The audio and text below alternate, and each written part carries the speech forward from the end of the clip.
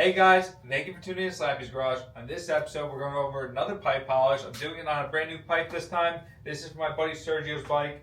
It's a Fab 28 exhaust. Now I got one for my personal bike, and they actually gave me a code. So if any of you guys are looking to get a new pipe and you're looking into Fab 28s, I think they're amazing pipes. They're high quality stainless steel. They're a lot thicker than a couple other brands such as TBR and such, and they won't crack like those Thunder headers always do. So if you're looking to get a discount code, go into the checkout, use the code Slappy's Garage, help support the channel. With that discount code, they'll match the best going rate that they have offered at the time. So if they're doing 30% off, if they're doing 25% off, whatever the discount may be, they're going to match it with the code that you supply at Slappy's Garage. I did 3 stages of polish plus the final buff, and we'll get into that right now. Okay, so with everyone with ADHD who wants to skip ahead, wait 2 seconds. Let me just explain. I'm just doing a quick little test piece to give you the contrast difference of the raw pipe when it's polished and it's brushed and it's not touched at all. It doesn't turn this dookie brown color because eventually this pipe is 2 years old. It turned this beautiful golden color. It hasn't been taken care of, so there's a lot of scuffs and scratches, and it had never been touched up again. I bet you if I touch that up, it'll look beautiful again. Now you can see really the difference of the contrast once I finished this 3-stage of polish. I didn't even hit this with a wet polish just to wipe it down. It just looks like that off the 3rd wheel. Now I'm taking every part. I'm going to start it off with using the Zephyr products. It's a brown compound using their orange airway buffing wheels. I'm on my jet buffer. You don't need a big unit like this. You can get away with a soft vise and a airway wheel connected right to your grinder. And I've seen people do that.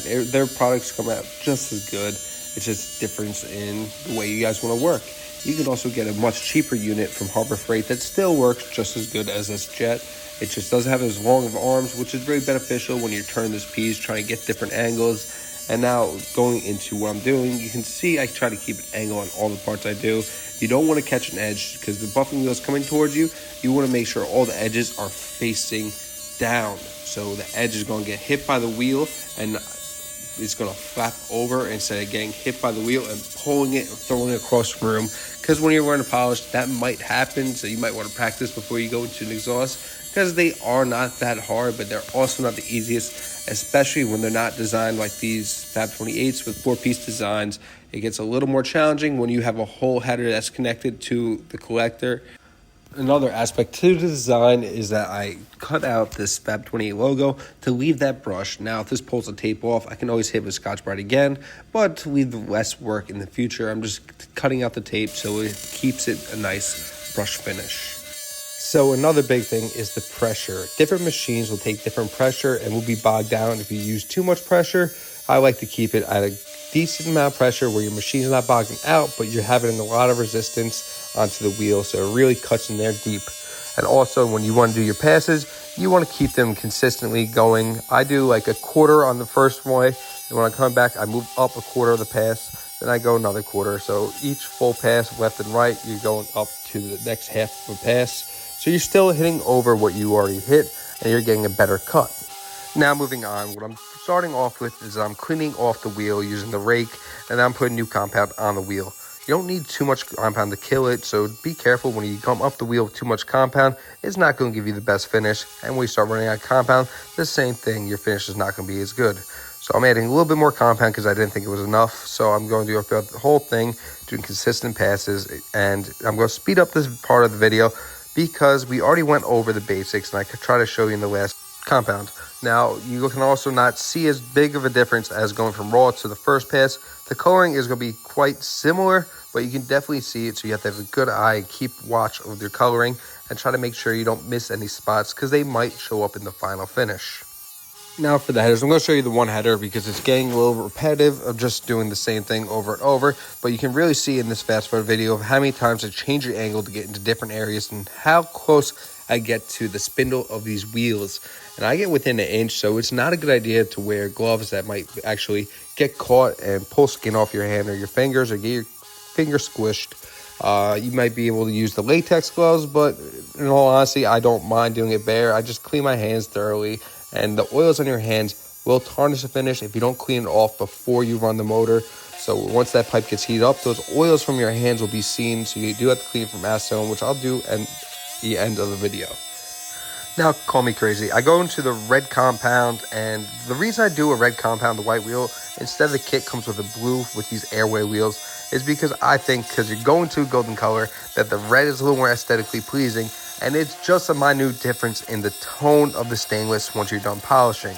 And you might not really catch it in the eye, especially in the sunlight, but when you're turning to a golden color, I think those warmer hues like the red really do bring out the color. And that could just be personal preference. That could be a lot of things, but that's my preference, and it's not the right answer. It's not the only answer. It's just my personal opinion. Now, again, this is getting super sped up because I just want to get out of the way. I spent an hour and a half doing this whole process. I want to chop it down to the smallest video possible. And as you can see, I do add the compound every so often. It might not be seen so much in video. I might have chopped it out a little bit of the fluff just to get here so we can go through it. But you can really see still that I'm still changing angles so much. I'm trying to keep consistent passes. Working in small areas sometimes is easier than going throughout the whole piece, especially when you want to have your hands nice and close and sturdy, that it's not going to wobble out of your hand or twist or bend or hit something. You kind of know where everything is when you work in a small area going back and forth. Now, I did get my video to cut out when I did the final thing. I just took wet polish, put it on a nice cloth, and I wiped it down. But here's the original pipe. Now we're going to go to what it does look like after one stage, and it's a big difference right there. But it gets better than that. That's only one stage. 3 stages of polish, you're looking like that. But no. On the bike, you can really see the shine. And we're going to get this bike ready to go. And there's the original look on my own silencer I still need to polish. So here it is, the final step, but you don't need to see this whole thing. So we're going to fast forward of him actually taking the S-tone, wiping down all the fingerprints, any of the oils that might be on there, because that's going to tarnish the finish of the pipe once it gets heated up and runs. So just wipe it down with the S-tone, be real thorough, and get going. I usually start the bike, let it run for a little bit, but make sure when you're doing all this to turn your goddamn gas on. And now for a few 100-mile reference, I don't see why anyone would be more of a fan of chrome, black, or raw headers. That polished stainless is always the most phenomenal looking pipes. And if you disagree, leave a comment of why. Thank you guys for watching Slappy's Garage. You can see this pipe has a few hours on it and it looks phenomenal. I love the look of polished exhaust. It doesn't get that dullish brownish. It gets more of a shiny goldish bronze color. It looks really good and really thorough, especially when your bike is jetted properly. Just make sure if you guys are going to go ahead and get a Fab 28 pipe, go ahead and use my discount code Slappy's Garage, because it does support the channel. It helps me to do this stuff on my own and build these bikes and work on these things. So I do appreciate all the support, all the likes, all the comments. Keep it going, and I'll catch you guys in the next video. And I have much more ramping up. And I'm trying to get another collector to compare all 3 of the Fab 28 collectors and see what's the right sound and look for you.